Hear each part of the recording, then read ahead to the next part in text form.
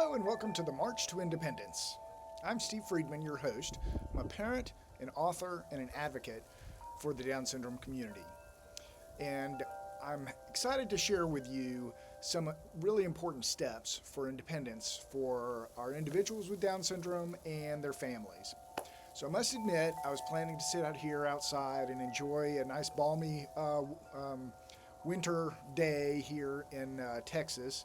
However, the weather has changed and it's ice on the trees and a bit cold out here, but I thought it was still appropriate to be outside to kick off this series because sometimes things just happen and we have the opportunity to adapt and change and make the very most of it, and sometimes that new path is a fantastic new journey.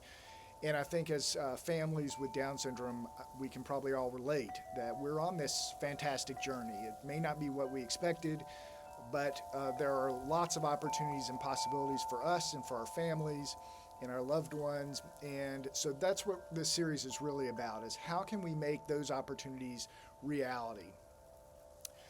So I wanted to start out, give you a few tips here today on our first video.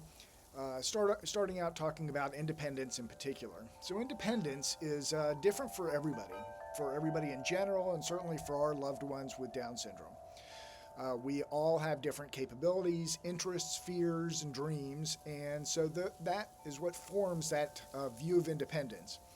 And so it's really important for us to connect with our loved ones, our self-advocates in the house, and understand what do they really want.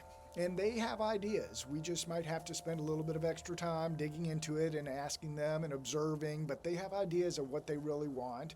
They are observant. They see what's going on around them. And so it's really up to us to try and understand what those are and develop those, challenge them, refine them, but make them reality. And after all, we're in a great period of time here for people with Down syndrome and other special needs.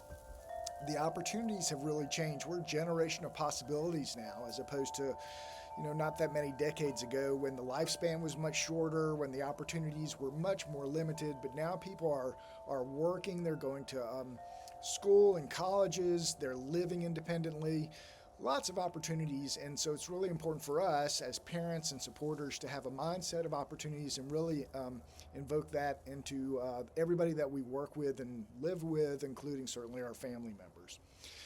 One of the things I think is really important, you may already be doing this, but it's important to have an independence team. So you may have an informal team or maybe not. That team could be just yourself and your loved one, or it could be a much broader team.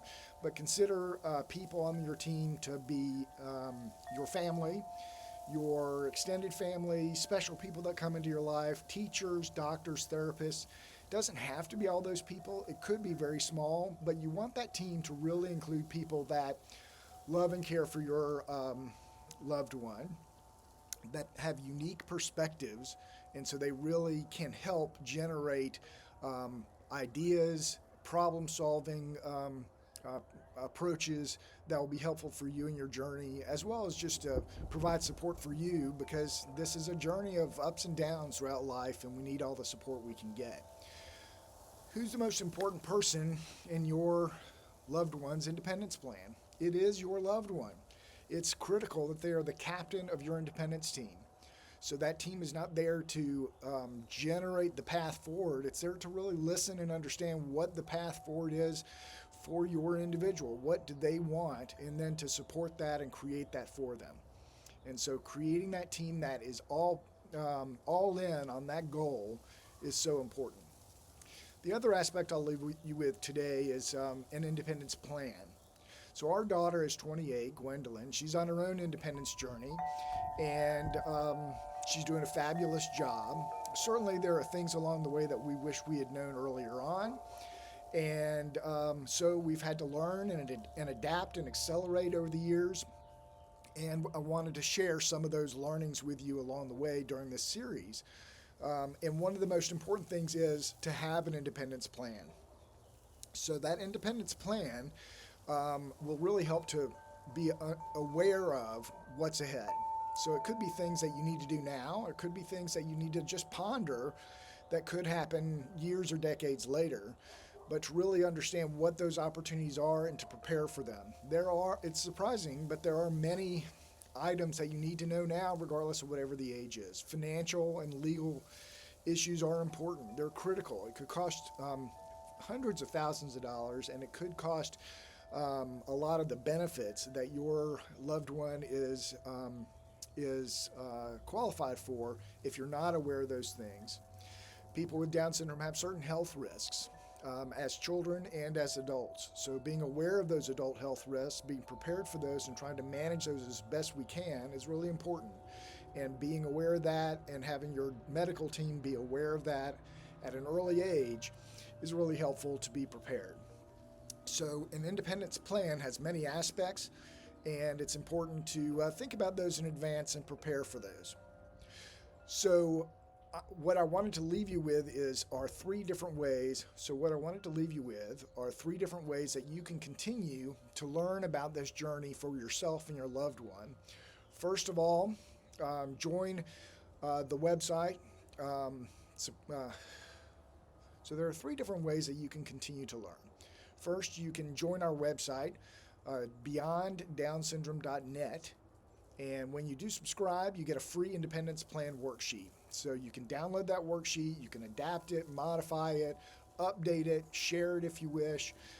So there's a lot of details in there that will be very helpful for you in planning your course of action and how you can realize the dreams of yourself, your family, and your loved one. So do that. Secondly is please join our continuing series. This is the first of our series on the March to Independence. And so I would encourage you to join us for other topics that will vary from health to financial, housing, and work, and many others right here on YouTube. So I encourage you to join me for additional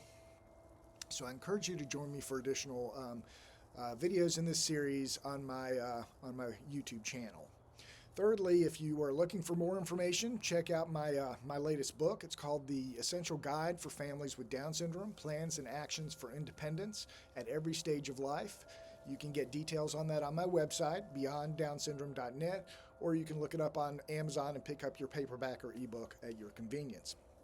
So I really believe that it's never too early and it's never too late to begin this process.